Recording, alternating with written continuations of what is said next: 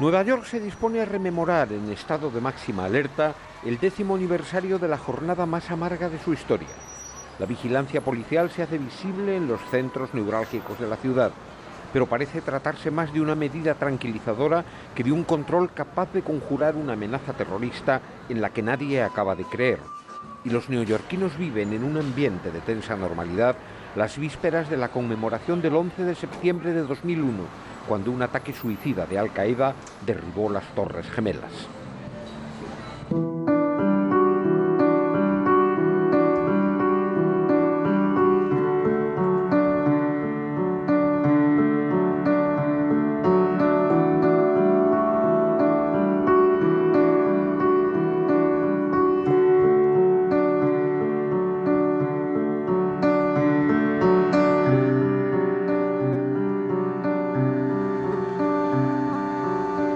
Nueva York aparenta haberse recuperado totalmente del duro golpe que recibió.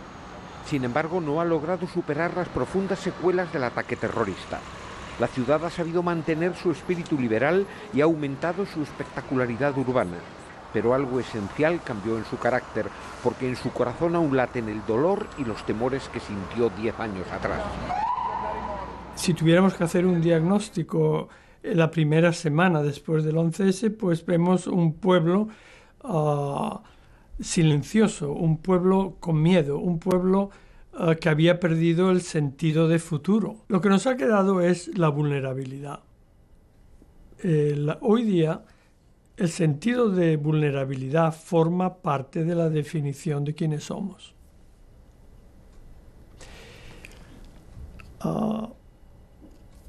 Esto antes no existía en este pueblo.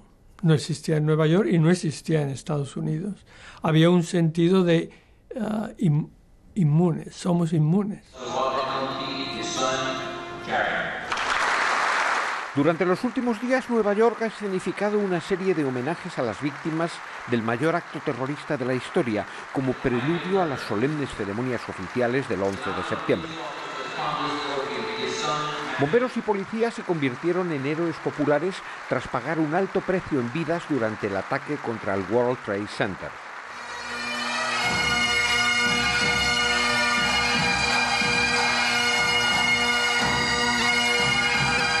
...343 bomberos, 37 agentes portuarios y 23 policías neoyorquinos murieron heroicamente, y muchos otros fallecieron posteriormente a causa de secuelas físicas del atentado.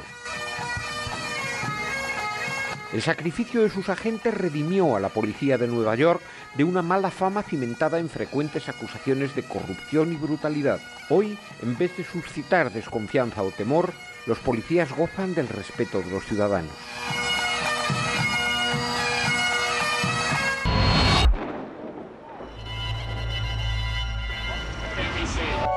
Entre sus héroes se cuenta media docena de agentes españoles, hijos de inmigrantes. Uno de ellos, Jerónimo Domínguez, falleció en las Torres Gemelas cuando trataba de rescatar a un grupo de supervivientes. De los que lograron salir con vida, 2 tuvieron que prejubilarse por las heridas que sufrieron. A ninguno le gusta recordar aquella pesadilla y a todos todavía les cuesta controlar sus sentimientos cuando evocan las situaciones que debieron de afrontar hace 10 años. Marcelo Pevida sufrió serios daños en 3 vértebras y tuvo que dejar la policía. Pese a la gravedad de sus heridas, permaneció 3 días trabajando en la zona cero, a la que no había vuelto durante los últimos años. Cuando llegamos había mucha confusión y muchos heridos. Y estaba echando mi coche para atrás. El segundo avión llegó y chocó contra torre número 2. En ese momento, la explosión, llegó la llanta del avión enfrente de mi coche y parte del avión se cayó aquí encima de mi coche. Aplastó los asientos de atrás, menos el mío. Salir por la ventana. No noté que estuve herido en la espalda. No queríamos ver arriba, no asustarnos. Porque estaba cayendo cristales, estaban cayendo hasta sillas. Se tiraron y uno que se tiró aplastó uno de los bomberos. Cuando llegaban a esa altura explotaban, se explotaban. y solamente veías la sangre, muslos, intestinos, parte del cuerpo y la sangre y la ropa. La ropa podías ver que era un cuerpo.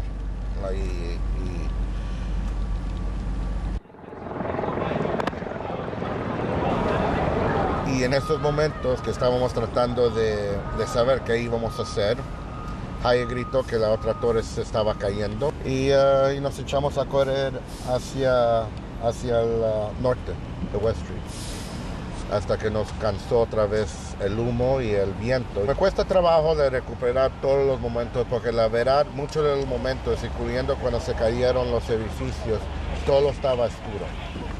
Todo estaba oscuro y tu mente, y hay unos momentos que tu mente para. Me recuerdo cuando todo estaba lleno de humo y todo estaba negro. Y la única cosa que oías eran los sonidos de los bomberos, de los coches y claro, de la gente gritando. Alfonso Rodríguez, que fue ascendido y continúa trabajando como detective, aceptó hablar con nosotros de temas que todavía le atormentan. Cada año después de los ataques, hombre, era más fácil como pasaron los años a tratar de olvidarlo, diremos, no pensar en él, pero qué pasa es que este año ha sido un poco más difícil, como porque toda la gente habla de los 10 años después. Todos los días no me olvido, es que pienso en ese día. A vez en cuando es que estoy en casa y me recuerdo de algo, veo algo que me recuerde mucho de ese día, de los ataques. ¿Qué es lo que te sigue haciendo más daño? Pues me recuerdo que la gente, cuando ya no había otra opción, la gente se tiraba de las torres. Yo vi a una persona cayéndose, un hombre, estaba completamente consciente y los ojos abiertos. Yo vi con la corbata que pegaba para atrás. ¿Pero le vistes la cara? Sí, todo. ¿La recuerdas? Sí. Y lo tengo ahí, digamos, como un sello en la mente que siempre lo tengo ahí, y a veces cuando veo algo un video, algo de ese día, es que me recuerdo de la cara. Hombre, una cosa también que me molesta mucho es que me recuerdo de muchos de los bomberos que estaban ahí, muchos que yo conocía, y me recuerdo que han fallecido ahí, y me recuerdo que yo les vi adentro de la primera planta de la Torre del Norte. Cuando nos dijeron que teníamos que evacuar la Torre del Norte, salimos, pero yo me recuerdo que los bomberos se quedaron ahí. Roberto Herrera también permanece en activo como agente federal de la Policía Judicial en Nueva York. Buscabas, no encontradas nada de vivo o nada de cosas de humano, como de nada. Nadie puede olvidar, porque eso no puede pasar nunca más. Cualquier cosa pueden decir, opiniones, es una cosa árabe, es una cosa muslim, o no importa. Eso son cosas que mata gente inocente, una cosa que mató mucha gente, y una cosa increíble, no puede pasar más.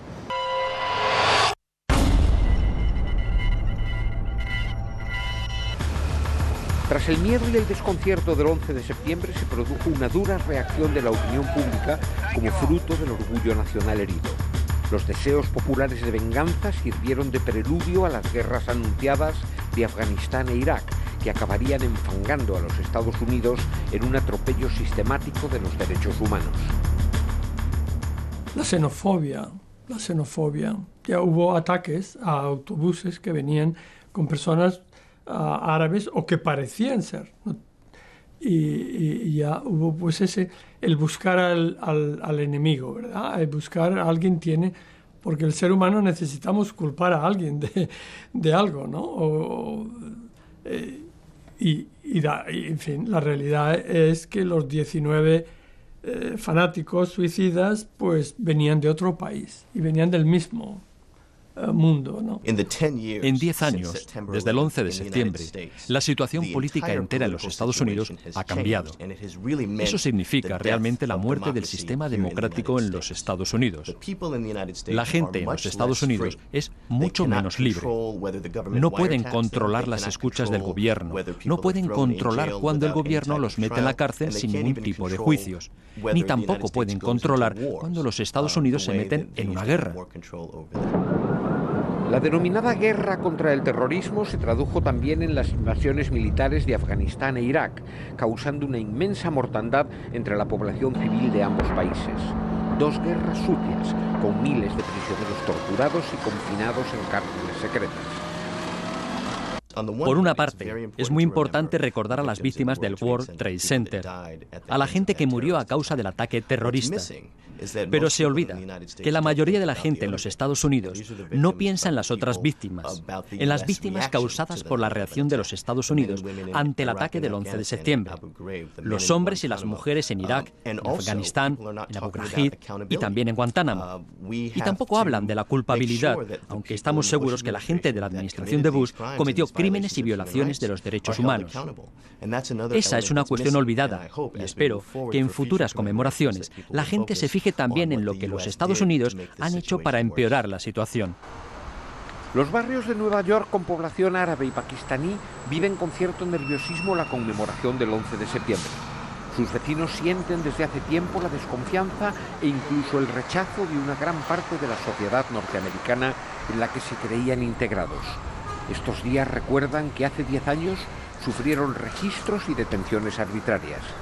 El paso del tiempo no ha disipado el recelo general contra la comunidad islámica y temen que su vestimenta o su religión les haga ser confundidos con simpatizantes de Al-Qaeda.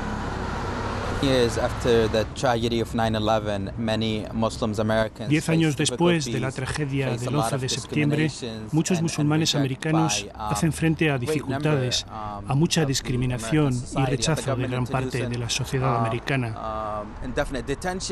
El gobierno introdujo las detenciones indefinidas. También se ha dado un incremento de la islamofobia contra musulmanes. Hemos visto muchas campañas contra nuestras escuelas y mezquitas musulmanas. Y 10 años después del 11 de septiembre, las cosas debían haber mejorado, pero no parece que haya mejorado nada en este punto. Pasado el doloroso aniversario de la caída de las Torres Gemelas, Nueva York volverá a esforzarse en olvidar el dolor de sus heridas, disimulándolo tras el esplendor de Times Square.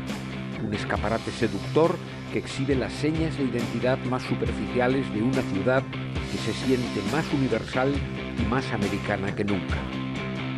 Nueva York ha sido, para el resto de Estados Unidos, ha sido vista como un poco como una Sodoma y Gomorra, como un pueblo, lo que aquí llaman liberal, un pueblo que no es religioso, un pueblo que es tolerante de conductas que no deben ser. Y la imagen de Nueva York ha mejorado muchísimo después del 11S de cara a los americanos.